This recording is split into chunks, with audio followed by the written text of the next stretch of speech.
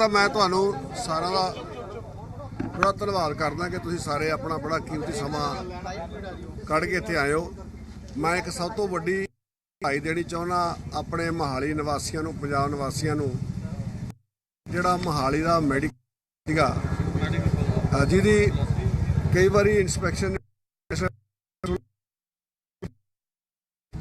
College ਦੀ ਸਾਨੂੰ approval ਕੋਲ ਨਵਾਂ ਜਿਹੜੀਆਂ ਕਲਾਸਾਂ ਨੇ ਉਹ ਅਸੀਂ ਦਾਖਲੇ ਦੀਆਂ ਵੱਡੀ ਪ੍ਰਾਪਤੀ ਮੇਰੀ ਅਚੀਵਮੈਂਟ ਆ ਮੇਰੀ ਲਾਈਫ ਦੀ ਕਿ ਮੈਂ ਮੋਹਾਲੀ 'ਚ ਇੱਕ ਮੈਡੀਕਲ ਕਾਲਜ ਬਣਾਉਣ ਸਫਲ ਹੋਇਆ ਤੇ ਮੈਂ ਉਹਦੇ ਲਈ ਤੁਹਾਨੂੰ ਸਾਰਿਆਂ ਨੂੰ ਦੱਸਣਾ ਚਾਹੁੰਦਾ ਆਪ ਹੋ ਗਿਆ। ਦੂਜੀ ਗੱਲ ਇਹ ਹੈਗੀ ਆ ਕਿ ਵੀ ਅੱਜ ਹਾਈ ਕਮਾਂਡ ਵੱਲੋਂ ਸਾਡੀ ਵੱਲੋਂ ਸਾਡੀ ਸ਼੍ਰੀਮਤੀ ਸੋਨੀਆ ਗਾਂਧੀ ਵੱਲੋਂ ਰਾਹੁਲ ਜੀ ਵੱਲੋਂ ਜੋ ਫੈਸਲੇ ਲਏ ਗਏ ਨੇ ਅਸੀਂ ਸਾਰੇ ਉਹਨਾਂ ਨੂੰ ਖਿੜੇ ਮੱਥੇ ਸਵੀਕਾਰ ਕਰਦੇ ਹਾਂ। ਔਰ ਜਿਸ ਦਿਨ ਬਕਾਇਦਾ ਸਾਨੂੰ ਵੋਟ ਪਾਉਣ ਵਾਸਤੇ ਕਿਹਾ ਗਿਆ ਸੀਗਾ ਕਿ ਤੁਸੀਂ ਕਿਸ ਕੈਂਡੀਡੇਟ ਨੂੰ ਪਸੰਦ ਕਰਦੇ ਹੋ ਤਾਂ ਮੈਂ ਉਹਨਾਂ ਨੂੰ ਟੈਲੀਫੋਨ ਤੇ ਇਹ ਗੱਲ ਕਹੀ ਸੀ ਕਿ ਮੇਰੀ ਵੋਟ ਸੋਨੀਆ ਗਾਂਧੀ ਦੀ ਵੋਟ ਹੈ ਤੇ ਉਹਦਾ ਹੁਕਮ ਮੇਰੇ ਵਾਸਤੇ ਇਲਾਹੀ ਹੁਕਮ ਹੈ। ਤੁਸੀਂ ਜਿਹਨੂੰ ਮਰਜ਼ੀ ਕਰ ਦਿਓ ਅਸੀਂ ਉਹਨੂੰ ਸਲੂਟ ਕਰਾਂਗੇ। ਔਰ ਬਕਾਇਦਾ ਉਹਨਾਂ ਨੇ ਚੰਨੀ ਸਾਹਿਬ ਨੂੰ ਆਪਣਾ ਮੁੱਖ ਮੰਤਰੀ ਦੇ ਤੌਰ ਤੇ ਆਪਣਾ ਸਾਡਾ ਲੀਡਰ ਬਣਾਇਆ, ਲੀਡਰ ਆਫ ਹਾਊਸ ਬਣਾਇਆ। ਅਸੀਂ ਉਹਨੂੰ ਸਲੂਟ ਕੀਤਾ, ਅਸੀਂ ਐਕਸੈਪਟ ਕੀਤਾ ਵੀ ਬਿਲਕੁਲ ਸਾਨੂੰ ਇਹ ਮਨਜ਼ੂਰ ਆ, ਅਸੀਂ ਇਹਦੇ ਹੱਕ 'ਚ ਹੈ ਕਿ ਚੇਂਜ ਹੁੰਦੀ ਰਹਿੰਦੀ ਹੈ। ਤੇ ਉਸ ਤੋਂ ਪਹਿਲਾਂ ਜੋ ਕੈਪਟਨ ਅਮਰਿੰਦਰ ਸਿੰਘ ਜੀ ਨੂੰ ਉਹਨਾਂ ਨੇ ਲੀਡਰ ਬਣਾਇਆ ਸੀ, ਅਸੀਂ ਕੈਪਟਨ ਅਮਰਿੰਦਰ ਸਿੰਘ ਜੀ ਨੂੰ ਸਲੂਟ ਕੀਤਾ। ਅਸੀਂ ਉਹਦੇ ਨਾਲ ਬਕਾਇਦਾ 3.25 ਸਾਲ ਮੈਂ ਵੀ ਵਜ਼ੀਰ ਰਿਹਾ, ਬਾਈ ਜੀ ਵਜ਼ੀਰ ਰਹੇ ਨੇ। ਔਰ ਲਾਸਟ ਦਮ ਤੱਕ ਜਦੋਂ ਤੱਕ ਹਰੀਸ਼ ਰਾਵਤ ਜੀ ਨੇ ਇਹ ਬਿਆਨ ਦਿੱਤਾ ਸੀਗਾ ਕਿ ਵੀ ਸਾਡਾ ਲੀਡਰ ਜਿਹੜਾ ਉਹ ਕੈਪਟਨ ਅਮਰਿੰਦਰ ਸਿੰਘ ਹੈ, ਉਹਦੀ ਅਗਵਾਈ 'ਚ ਇਲੈਕਸ਼ਨ ਲੜੀਆਂ ਜਾਣਗੀਆਂ। ਅਸੀਂ ਉਸ ਗੱਲ ਨੂੰ ਮੰਨ ਕੇ ਅਸੀਂ ਉਹਨਾਂ ਦੇ ਨਾਲ ਪੂਰੇ ਡਟੇ ਰਹੇ। ਪਰ ਜਿਸ ਦਿਨ ਹਾਈ ਕਮਾਂਡ ਨੇ ਆਪਣਾ ਹੱਥ ਖਿੱਚ ਲਿਆ ਅਸੀਂ ਫਿਰ ਹਾਈ ਕਮਾਂਡ ਦੇ ਹੁਕਮ ਦੀ ਵੇਟ ਕਰਨ ਲੱਗੇ ਤੇ ਹਾਈ ਕਮਾਂਡ ਨੇ ਜੋ ਸਾਨੂੰ ਹੁਕਮ ਕੀਤਾ ਸੀ ਉੱਤੇ ਫੁੱਲ ਚੜਾਏ। ਔਰ ਦੂਜੀ ਗੱਲ ਮੈਂ ਇਹ ਗੱਲ ਕਹੂੰਗਾ ਕਿ ਮੈਨੂੰ 22 ਅਪ੍ਰੈਲ ਜਾਂ 20 ਅਪ੍ਰੈਲ 21 ਅਪ੍ਰੈਲ 2018 ਨੂੰ ਮੈਨੂੰ ਵਜ਼ੀਰ ਬਣਾਇਆ ਗਿਆ ਸੀ ਤੇ ਉਦੋਂ ਮੈਨੂੰ ਦੋ ਡਿਪਾਰਟਮੈਂਟ ਸੀਗੇ, ਐਨੀਮਲ ਹਸਬੈਂਡਰੀ ਤੇ ਲੇਬਰ ਡਿਪਾਰਟਮੈਂਟ ਮੇਰੇ ਕੋਲ ਸੀਗੇ। ਲੇਬਰ ਅੱਜ ਤੱਕ ਵੀ ਮੇਰੇ ਕੋਲ ਰਿਹਾ, ਐਨੀਮਲ ਹਸਬੈਂਡਰੀ ਮੇਰੇ ਕੋਲ 1 ਸਾਲ ਰਿਹਾ। ਔਰ ਜਦੋਂ ਮੈਂ ਉਹ ਡਿਪਾਰਟਮੈਂਟ ਸੰਭਾਲਿਆ ਸੀ ਤਾਂ ਉਦੋਂ ਉਸ ਡਿਪਾਰਟਮੈਂਟ ਦੇ ਵਿੱਚ ਮੈਂ ਦੇਖਿਆ ਕਿ ਮੈਂ ਕਿਸਾਨੀ ਨਾਲ ਜੁੜਿਆ ਹੋਇਆ, ਆਪ ਜ਼ਮੀਨ ਨਾਲ ਜੁੜਿਆ ਹੋਇਆ ਹੈਗਾ। ਮੈਂ ਬਹੁਤ ਇੱਕ ਸਿੰਪਲ ਪਰਿਵਾਰ 'ਚ ਉੱਠ ਕੇ ਇੱਥੇ ਪਹੁੰਚਿਆ। ਮੈਂ ਕੋਈ ਇਹ ਨਹੀਂ ਕਿ ਮੈਂ ਬਹੁਤ ਵੱਡਾ ਜਗੀਰਦਾਰ ਸੀ ਜਾਂ ਮੇਰਾ ਫਾਦਰ ਸੀ। ਤੇ ਉੱਥੋਂ ਮੈਂ ਮਿਹਨਤ ਕਰਕੇ ਗ੍ਰੈਜੂਏਸ਼ਨ ਕਰਕੇ ਮੈਂ ਇੱਥੇ ਚੰਡੀਗੜ੍ਹ ਆਇਆ ਤੇ ਮੈਂ ਇਹ ਕਹੂੰਗਾ ਕਿ ਮੇਰੇ ਪਰਿਵਾਰ ਦਾ ਫਰੀਡਮ ਫਾਈਟਰ, ਮੇਰਾ ਬ੍ਰਦਰ ਦਾ ਆਰਮੀ 'ਚ ਐਕਸੀਡੈਂਟ ਹੋਇਆ, ਸਪਾਈਨ ਟੁੱਟੀ, ਮੈਂ ਉਹਦੀ ਸੇਵਾ ਕਰਨ ਵਾਸਤੇ ਉਹਨੂੰ ਸੰਭਾਲਣ ਵਾਸਤੇ ਆਇਆ ਸੀ। ਉਸ ਤੋਂ ਬਾਅਦ ਮੈਂ ਇੱਥੇ ਆਪਣਾ ਕਾਰੋਬਾਰ ਐਸਟੈਬਲਿਸ਼ ਕੀਤਾ। 1981 ਦੀ ਗੱਲ ਹੈ। ਮੈਂ ਉਹ ਪਿੰਡ ਗਿਆ, ਮੈਂ ਉਸ ਪੱਧਰ ਤੇ ਗਿਆ। ਮੈਂ ਫਾਜ਼ਿਲਕਾ ਮਲੋੜ ਜੋ ਜਾ ਕੇ ਦੇਖਿਆ ਤਾਂ ਇੱਕ ਮੈਂ ਮਦਨ ਮੋਹਨ ਸਾਡੇ ਡਾਇਰੈਕਟਰ ਸੀਗੇ ਫਿਸ਼ਰੀ ਦੇ ਜਿਹੜੇ ਕਿ ਆਈਸਰ 'ਚ ਉਹ ਲੈ ਕੇ ਆਏ ਸੀ, ਪਲੱਸ ਇੱਕ ਮੈਂ ਹਸਾਰ ਗਿਆ ਸੀ ਡਾਇਰੈਕਟਰ ਇੰਦਰ ਜਿਹੜਾ ਅੱਜ ਕੱਲ੍ਹ ਵਾਈਸ ਚਾਂਸਲਰ ਆਏ ਨੇ, ਉਹਨੂੰ ਮੈਂ ਲਿਆ ਕੇ ਡਾਇਰੈਕਟਰ ਲਾਇਆ ਸੀ ਆਪਣੇ ਇਨਵੈਸਟਮੈਂਟ 'ਚ। 2.5 ਹੈਕਟਰ ਦੇ ਵਿੱਚ ਸ਼ਰਿੰਪ ਜਿਹਨੂੰ ਝੀਂਗਾ ਫਿਸ਼ ਕਹਿੰਦੇ ਨੇ, ਜੇ ਸਲਾਈਨ ਵਾਟਰ 'ਚ ਹੁੰਦੀ ਹੈ ਜਿੱਥੇ ਲੂਣ ਵਾਲਾ ਪਾਣੀ ਹੁੰਦਾ ਹੈ, ਉਹ ਸਿਰਫ ਹੁੰਦੀ ਸੀ। ਅੱਜ ਉੱਥੇ 500-600 ਏਕੜ ਦੇ ਵਿੱਚ ਹੋ ਰਹੀ ਹੈ, ਜਿੱਥੇ ਕਿਸਾਨ 4 ਤੋਂ 5 ਲੱਖ ਰੁਪਈਆ ਵੀ ਇੱਕ ਏਕੜ 'ਚੋਂ ਕਮਾ ਰਿਹਾ। ਔਰ ਉਸ ਡਿਪਾਰਟਮੈਂਟ ਦਾ ਤੁਸੀਂ ਇਹ ਮੰਨੋਗੇ ਕਿ ਉਹਨਾਂ ਨੇ ਉਹ ਕਿਸਾਨਾਂ ਦੇ ਜਿੱਥੇ ਵਾਟਰ ਲੌਕਿੰਗ ਸੀ, ਜਿੱਥੇ ਬਹੁਤ ਜ਼ਿਆਦਾ ਸੇਮ ਸੀ ਜਾਂ ਪਾਣੀ ਕੱਲ੍ਹ ਵਾਲੀ ਜ਼ਮੀਨ ਸੀ ਤੇ ਕੁਛ ਨਹੀਂ ਸੀ ਹੁੰਦਾ, ਤੇ ਉਹਨਾਂ ਦੇ ਚਿਹਰਿਆਂ 'ਤੇ ਲਾਲੀ ਆ ਗਈ ਸੀ। ਔਰ ਮੇਰੇ ਕੰਮ ਨੂੰ ਦੇਖਦੇ ਹੋਏ ਮੈਨੂੰ ਇੰਚਾਰਜ ਡਿਸਟ੍ਰਿਕਟ ਫਾਜ਼ਿਲਕਾ ਦਾ ਲਾਇਆ ਗਿਆ ਸੀ ਸਭ ਵੱਲੋਂ। ਉੱਥੇ ਮੈਂ ਸ਼ਾਹੀਵਾਲ ਦੇਸੀ ਗਊਆਂ ਤੇ ਜਾਂ ਜਰਸੀ ਐਸਐਫ ਤੇ ਬਹੁਤ ਕੰਮ ਕੀਤਾ। ਔਰ ਉੱਥੇ ਮੈਂ ਇਹ ਕਹੂੰਗਾ ਕਿ ਵੀ ਮੈਨੂੰ ਪ੍ਰਮੋਸ਼ਨ ਦਿੱਤੀ ਗਈ ਤੇ ਮੈਨੂੰ ਆ ਕੇ 2019 'ਚ ਮੈਨੂੰ ਬਣਾਇਆ, ਹੈਲਥ ਦਾ ਮਹਿਕਮਾ ਦੇਤਾ। ਬੜਾ ਵੱਡਾ ਟਾਸਕ ਸੀ, ਸ਼ਾਇਦ ਮੇਰੇ ਉਹ ਬਸ ਤੋਂ ਬਾਹਰ ਦੀ ਗੱਲ ਸੀ ਕਿ ਉਹ ਸਾਰਾ ਬੜਾ ਪੜ੍ਹਿਆ ਲਿਖਿਆ ਮਹਿਕਮਾ, ਵੈਲ ਕੁਆਲੀਫਾਈਡ ਤੇ ਸਾਰਾ ਤਕਰੀਬਨ ਲੋਕਾਂ ਦੀ ਹੈਲਥ ਨਾਲ ਜੁੜਿਆ ਹੋਇਆ ਡਿਪਾਰਟਮੈਂਟ ਸੀ, ਜਿਹੜਾ ਸ਼ਾਇਦ ਮੇਰਾ ਵੱਡਾ ਕਾਦਰ ਜਿਹੜਾ ਮੈਨੂੰ ਸੀਐਮ ਸਾਹਿਬ ਨੇ ਉਸ ਵੇਲੇ ਰੁਤਬਾ ਦਿੱਤਾ। ਉਸ ਰੁਤਬੇ ਦਾ ਮੈਂ ਖਿਆਲ ਰੱਖ ਕੇ ਆਪਣਾ ਸਾਹਮਣੇ ਟਾਸਕ ਰੱਖ ਕੇ ਮੈਂ ਇਹਨੂੰ ਹਾਸਲ ਕਰਨਾ ਹੈ। मैं लोगों की सेवा करनी है। अज तुसी पंजाब के हालात देख लो कि पंजाब दे विच कितना तकरीबन मैं दसना चाहुंदा है कि मैं 5605 बंदे का रैगूलर भर्ती किए, जिहदे विच 1041 मैडिकल अफसर जनरल ते 601 जिहड़ा स्पैशलिस्ट ते 34 डेंटल सर्जन ते मैडिकल लैबोरेटरी टैक्नीशियन 244 क्लर्क। इदां हले 1500 की जिहड़ी साडी वार्ड अटेंडेंट दी आ वो पेंडिंग हैगी आ जिहड़ा टैसट हैगा।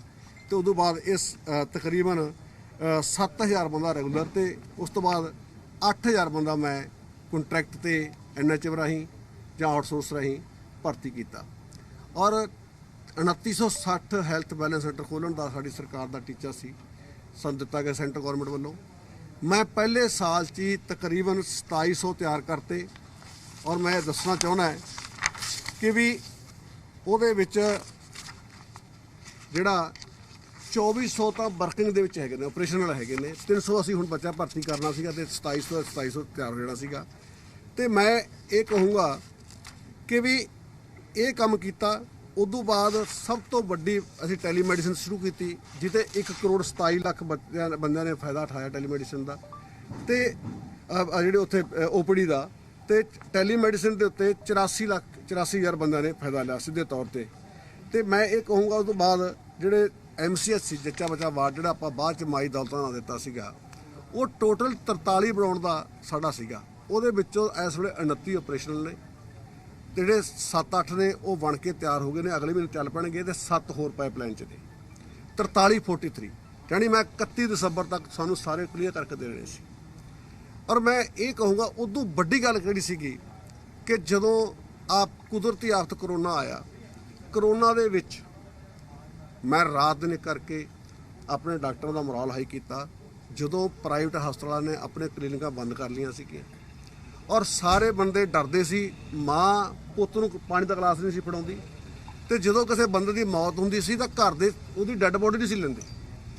ਤੁਸੀਂ ਇਹ ਦੇਖਿਆ ਹੋਣਾ ਕਿ ਕਈ ਜਗ੍ਹਾ ਤੇ ਮੈਂ ਉਹ ਕ੍ਰਿਮੀਸ਼ਨ ਦੇ ਵਿੱਚ ਵੀ ਜਾ ਕੇ ਸ਼ਾਮਲ ਹੋਇਆ। ਮੇਰਾ ਇੱਕ ਇੱਥੇ ਚਤਾਮਰੀ ਪਿੰਡ ਦਾ ਸਰਪੰਚ ਸੀ, ਉਹ ਹਾਲਾਂਕਿ ਚਮਕੌਰ ਸਾਹਿਬ ਦਾ ਪਿੰਡ ਹੈ, ਮੋਹਨ ਸਿੰਘ ਦਾ ਨਾਂ ਸੀ ਵਿਚਾਰੇ ਦਾ।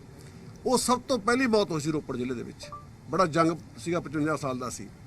ਉਸ ਤੋਂ ਬਾਅਦ ਕਈ ਡਾਕਟਰ, ਕਈ ਸਾਡੇ 30 ਦੇ ਤਕਰੀਬ ਆਪਣੇ ਮਹਿਕਮੇ ਦੇ ਬੰਦੇ ਗਵਾਏ। 1,43,90,000 ਬੰਦੇ ਦਾ ਅਸੀਂ ਸੈਂਪਲ ਲਏ ਤੇ ਉਹ ਸੈਂਪਲ ਲੈ ਕੇ ਅਸੀਂ ਉਹਦੇ 6 ਲੱਖ ਕੁਛ ਹਜ਼ਾਰ ਬੰਦੇ ਜਿਹੜੇ ਪੋਜ਼ਿਟਿਵ ਸੀ, 5,84,000 ਰਿਕਵਰ ਘਰਾਂ ਤੋਂ ਤੋਰੇ, 16,000 ਦੇ ਕਰੀਬ ਮੌਤਾਂ ਹੋਈਆਂ। ਜਦੋਂ ਇਹ ਸਟਾਰਟ ਹੋਇਆ ਉਦੋਂ ਪੰਜਾਬ ਦੇ ਵਿੱਚ ਇੱਕ ਸਿੰਗਲ ਟੈਸਟ ਕਰਨ ਦੀ ਸਾਡੇ ਕੋਲ ਕੈਪੈਸਿਟੀ ਨਹੀਂ ਸੀ। ਇੱਕ ਵੀ ਸੈਂਪਲ ਦੇ ਪੁਣੇ ਦਾ ਅੱਜ 7 ਲੈਬਾਂ ਹੈਗੀਆਂ ਨੇ। ਅਸੀਂ 50,000 RT-PCR ਔਰ 50,000 ਟਰੂਨੈਟ ਦੇ ਆਪਣੀ ਜਿਹੜੀ ਆ ਰੈਪਿਡ ਐਂਟੀਜਨ ਦਾ ਟੈਸਟ 1 ਲੱਖ ਪਰ ਡੇ ਅਸੀਂ ਕਰਨ ਸ਼ੁਰੂ ਕਰਤਾ। और तकरीबन तुसी हुण देखा कि जिहड़ी ये बीमारी है पूरी तरह असी कंट्रोल च ले आंदी। और ये बीमारी ते कंट्रोल करने च जो दिल्ली की सरकार बुरी तरह फेल साबित हुई, बकायदा यूपी बिहार च डैड बॉडियां पानी च दरिया सुट्टियां गईयां। असी एक भी डैड बॉडी रोल नहीं दित्ती, एक भी बंदा ऑक्सीजन तो कमी तो बगैर नहीं जान दिता, मैडिसिन जान दिता, बैड तो खाली नहीं। ईवन 5500 बंदे बाहरलियां स्टेटां, दिल्ली मैक्सिमम दिल्ली दे, हरियाणे दे, J&K हिमाचल दे भी असीं ट्रीट किए पंजाब दे विच। और असी जिहड़ी डैड बॉडी सी साढ़े कोल 32 केस ਇਹੋ ਜਿਹੇ ਸੀ ਜਿਹੜੇ ਐਕਸੀਡੈਂਟ ਦੇ ਕੇਸ ਸੀ, ਪਰ ਅਸੀਂ ਉਹਨਾਂ ਟੈਸਟ ਕੀਤਾ कोरोना पॉजिटिव ਸੀ। 3 ਬੰਦੇ ਜਿਨ੍ਹਾਂ ਪੋਇਜ਼ਨ ਲਈ ਸੀ ਜਾਂ ਡੀਜ਼ਲ ਪੀਤਾ ਸੀ ਉਹ ਵੀ ਅਸੀਂ ਡਿਕਲੇਅਰ ਕੀਤੇ। ਪਰ ਅੱਜ यूपी बिहार च अनडिकलेयर ਡੈਥ ਬਹੁਤ ਨੇ, ਜਿਹੜੀ ਡੈਥ ਸਰਟੀਫਿਕੇਟ ਦੀ ਦਿੱਕਤ ਆ ਰਹੀ। ਪਰ ਮੈਂ ਇਹ ਗੱਲ ਦੱਸੂਗਾ, ਇਸ ਕੰਮ ਦੀ ਪ੍ਰਸ਼ੰਸਾ, ਮੇਰੇ ਕੰਮ ਦੀ ਪ੍ਰਸ਼ੰਸਾ ਹਿੰਦੁਸਤਾਨ ਦੇ ਪ੍ਰਧਾਨ ਮੰਤਰੀ ने भी की कि सब तो बेहतर मॉडल है जे तो वो पंजाब ने अडोप्ट किया कि अज पंजाब ने ये फतेह पाई है। और दूजी गल, नीना टांगड़ी जिहड़ी ने कनेडा की पार्लीमेंट बाई ने मेरा नाम लेके प्रेज की कि एक सब मैं उत्थे आप देखा कि उत्थों का हैल्थ मिनिस्टर कितना काम करना। मैं कल्ले कल्ले पिंड, कल्ले कल्ले घर, कल्ले कल्ले हॉस्पिटल मैं जाके जाता रहा। लेकिन मैं रात नहीं करके मैं जिस दिन एक दिन राहुल गांधी की अपनी रैली सी संगरूर दे विच, मैनूं इंचार्ज लाया गया जो राहुल गांधी किसानां वेले आए सी, तो मैं 2 दिन उत्थे जाके रहा। मैं उस तो बाद धूरी हॉस्पिटल च ते उस तो बाद संगरूर हॉस्पिटल में चला गया। शाम तक मैनूं थोड़े सिम्पटम आने शुरू हो गए थे। मैं अपनी मदर नूं मिलण चला गया। मदर मेरी बैड रेडर हैगी आ, उन्हें मैनूं जफ्फी पा ली पर मैं उत्थों आके मैं भी पॉजिटिव, उस तो बाद मेरी मदर भी पॉजिटिव हो गई जिहड़ी कि 90 साल की उम्र सी। तो मैं इत्थों आके जो दूसरे दिन मैं हॉस्पिटल दे विच 30 दिन मैं दाखिल होया तो 8 दिन मैं भी हॉस्पिटल दाखिल रहा। मैं मेरा बेटा भी पॉजिटिव होया, मेरी डॉटर ला भी पॉजिटिव हुई, मेरा पूरा परिवार को, मेरा ब्रदर भी पिंड पॉजिटिव होया, मेरी भतीजी भी हुई। तो मैं ये कहूँ मेरी भरजाई भी हुई। तो मैं ये कहूँगा भी साडे पूरे परिवार मैंने आपकी जान की परवाह ना करते हुए इस काम किया। पर मैं अज इक्को गल पुछनी चाहना, मैनूं जिहड़े साडे अज भरा मंत्री बन रहे हैं, मैं उन्होंने सारिਆਂ ਨੂੰ ਵਧਾਈ देनी चाहना। वो सारे ਵਧਾਈ ਦੇ पात्र ने, क्यों हर बंदा जो MLA बनता ਉਹਦਾ एक टास्क होंदा है कि जी मैं मंत्री बना, तो ਉਹਦੇ ਇਲਾਕੇ ਦੇ ਲੋਕਾਂ ਦੀ भी यही आस ने साडा बंदा मंत्री बने तो काम करूगा। तो वो जिहड़ी चीज़ हुंदी आ ਅਸੀਂ ਉਹਨਾਂ ਨੂੰ ਵਧਾਈ ਦਿੰਦੇ ਆ ਤੇ ਸਾਨੂੰ ਉਹਨਾਂ ਨਾਲ ਕੋਈ ਇਤਰਾਜ਼ ਨਹੀਂ। ਸਾਨੂੰ CM ਸਾਹਿਬ ਚੰਨੀ ਸਾਹਿਬ ਨਾਲ ਕੋਈ ਇਤਰਾਜ਼ ਨਹੀਂ। ਮੈਂ ਸਿਰਫ ਆਪਣੀ ਹਾਈ ਕਮਾਂਡ ਨੂੰ, ਹਾਈ ਕਮਾਂਡ ਮਾਂ ਵਰਗਾ ਰੋਲ ਪਲੇ ਕਰਦੀ ਹੈ, ਇਹ ਪੁੱਛਣਾ ਚਾਹੁੰਦੇ ਆ ਵੀ ਮੇਰਾ ਕੀ ਕਸੂਰ ਸੀ ਕਿ ਜਿਹੜਾ ਮੈਨੂੰ ਇਸ ਮਿਨਿਸਟਰੀ ਤੋਂ ਬਾਹਰ ਕੀਤਾ ਹੈ। ਆ ਮੇਰਾ ਕੁਐਸਚਨ ਹੈ, ਜੇ ਕੋਈ ਹੈ ਜਿਹੜਾ ਕਿਉਂ ਹੈ ਤਾਂ ਉਹ ਮੈਨੂੰ ਦੱਸ ਦਿੱਤਾ ਜਾਵੇ। Thank you.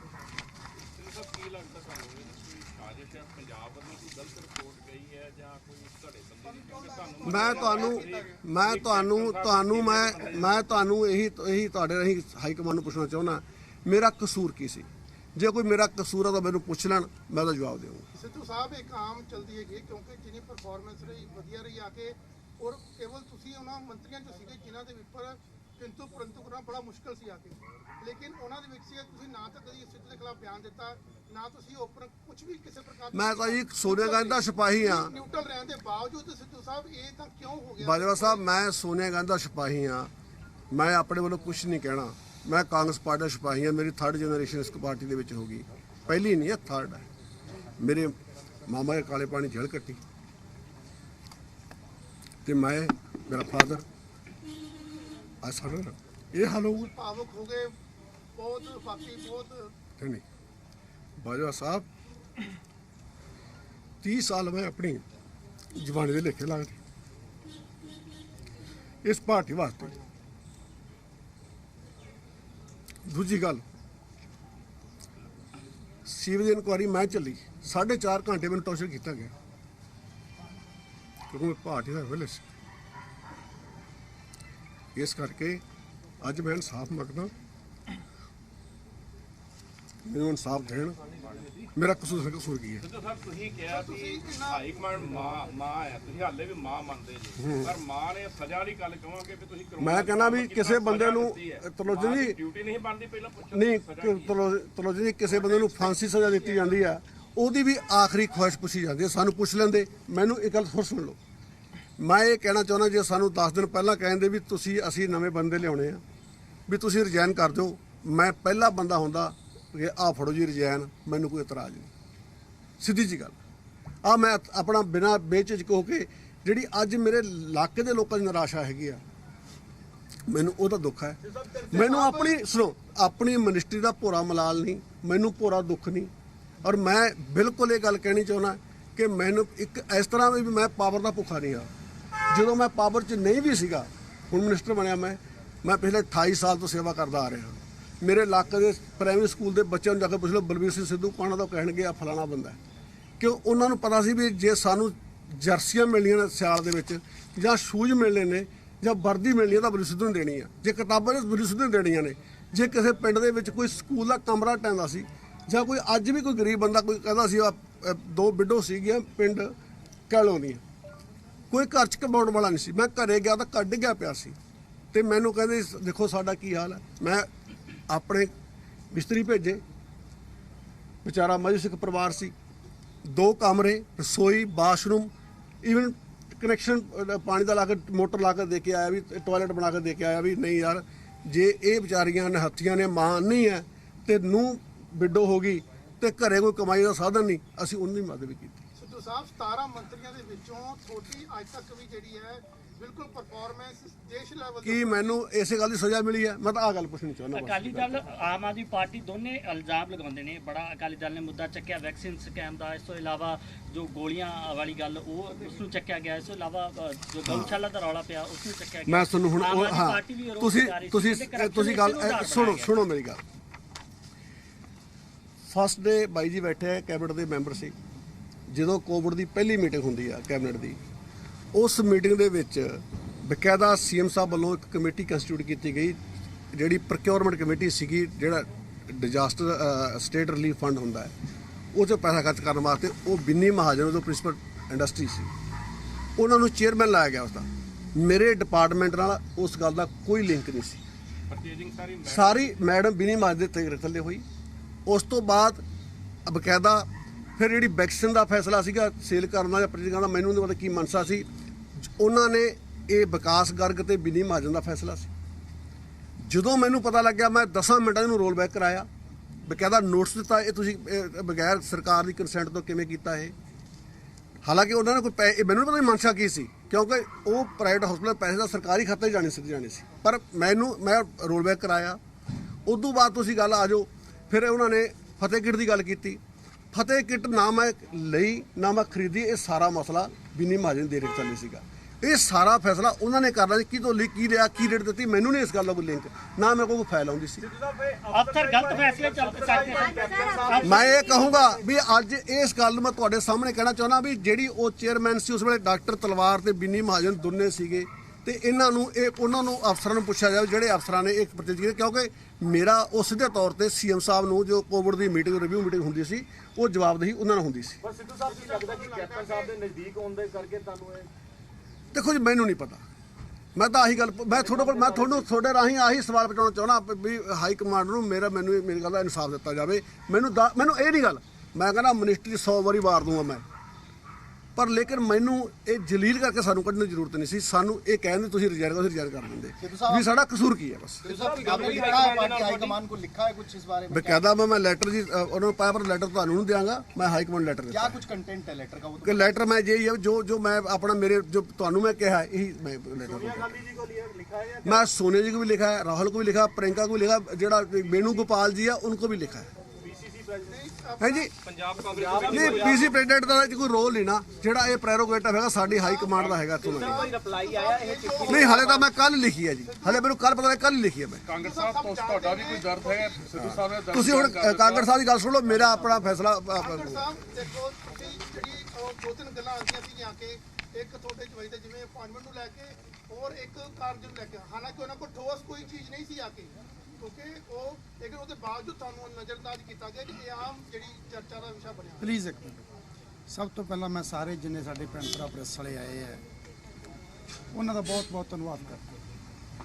ਪ੍ਰੈਸ ਸਾਡਾ ਇਨਸਾਫ ਦਾ ਚੌਥਾ ਥੰਮ ਹੈ। ਮੈਂ ਤੇ ਸਿੱਧੂ ਸਾਹਿਬ ਨੇ ਫੈਸਲਾ ਕੀਤਾ ਬੈਠਿਆਂ ਨੇ ਵੀ ਹੁਣ ਇੱਕ ਪ੍ਰੈਸ ਹੈ ਜਿਹਦੇ ਜ਼ਰੀਏ ਅਸੀਂ ਆਪ ਦਾ ਜੋ ਵੀ ਦਰਦ ਹੈ ਉਹ ਪ੍ਰੈਸ ਦੇ ਸਾਹਮਣੇ ਦਿੱਤਾ ਜਾਵੇ, ਤਾਂ ਜੋ ਇਹ ਪ੍ਰੈਸ ਰਾਹੀਂ ਕਿਸੇ ਦੇ ਭੈਣ ਭਰਾਵਾਂ ਦੇ ਕੰਨਾਂ 'ਚ ਵੀ ਜਾਵੇ, ਹਾਈ ਕਮਾਂਡ ਵੀ ਵੇਖੇ। ਇਸ ਕਰਕੇ ਅਸੀਂ ਤੁਹਾਡਾ ਸਹਾਰਾ ਲੈ ਕੇ ਅਸੀਂ ਅੱਜ ਇਹ ਪ੍ਰੈਸ ਕਾਨਫਰੰਸ ਕੀਤੀ ਹੈ।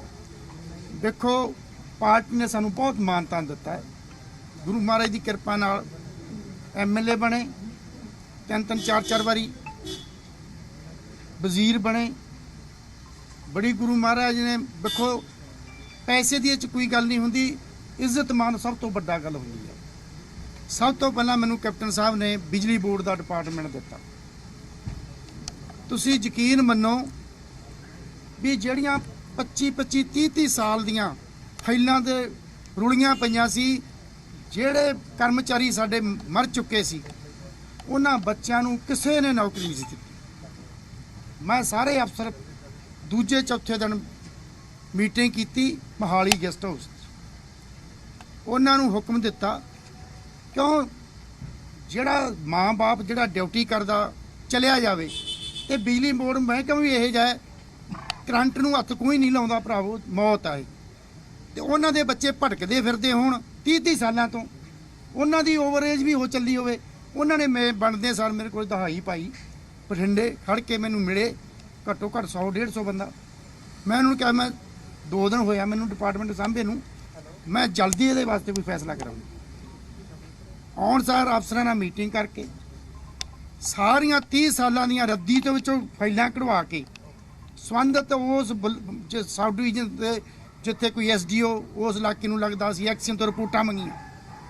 ਵਿਦਨ ਮੇਰੇ ਖਿਆਲ ਦੇ ਵਿੱਚ 20 ਕੇ 22 ਦਿਨਾਂ ਦੇ ਵਿੱਚ ਘੱਟੋ ਘੱਟ 42 ਕੇ 4300 ਬੱਚਿਆਂ ਨੂੰ ਮੈਂ ਆਪਦੇ ਹੱਥੀਂ ਉਹਨਾਂ ਨੂੰ ਨੌਕਰੀਆਂ ਦਿੱਤੀਆਂ।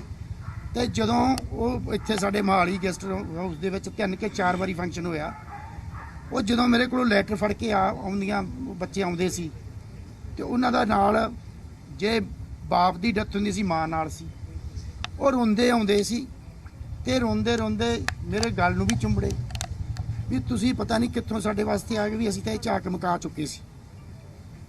ਮੈਂ ਬਿਲਕੁਲ ਆਪਦੇ ਨਾਲ ਜਿੰਨੇ ਵੀ ਬੱਚੇ ਸੀ ਕੋਸ਼ਿਸ਼ ਕੀਤੀ ਵੀ ਮੈਂ ਇਹਨਾਂ ਨੂੰ ਨੌਕਰੀਆਂ ਦਿੱਤੀਆਂ ਜਾਣ। ਉਸ ਤੋਂ ਬਾਅਦ ਪ੍ਰਮੋਸ਼ਨਾਂ ਦੀ ਗੱਲ, ਜੋ ਕਿਉਂ ਬਹੁਤਾ ਕੰਮ ਜਿਹੜਾ ਬਿਜਲੀ ਦੇ ਬੋਰਡ ਦਾ ਹੁੰਦਾ ਸੰਬੰਧਿਤ ਚੇਅਰਮੈਨ ਕੋਲੇ ਹੁੰਦਾ, ਪਾਲਿਸੀ ਦੇ ਵਿੱਚ ਮਿਨਿਸਟਰ ਕੋਲੇ ਹੁੰਦੀ ਹੈ, ਜਿਹੜਾ ਕੰਮ ਆਮ ਰੂਟੀਨ ਦੇ ਵਿੱਚ ਆਲੇ ਨਾਲ ਚੇਅਰਮੈਨ ਸਾਹਿਬ ਕੋਲੇ ਹੁੰਦਾ।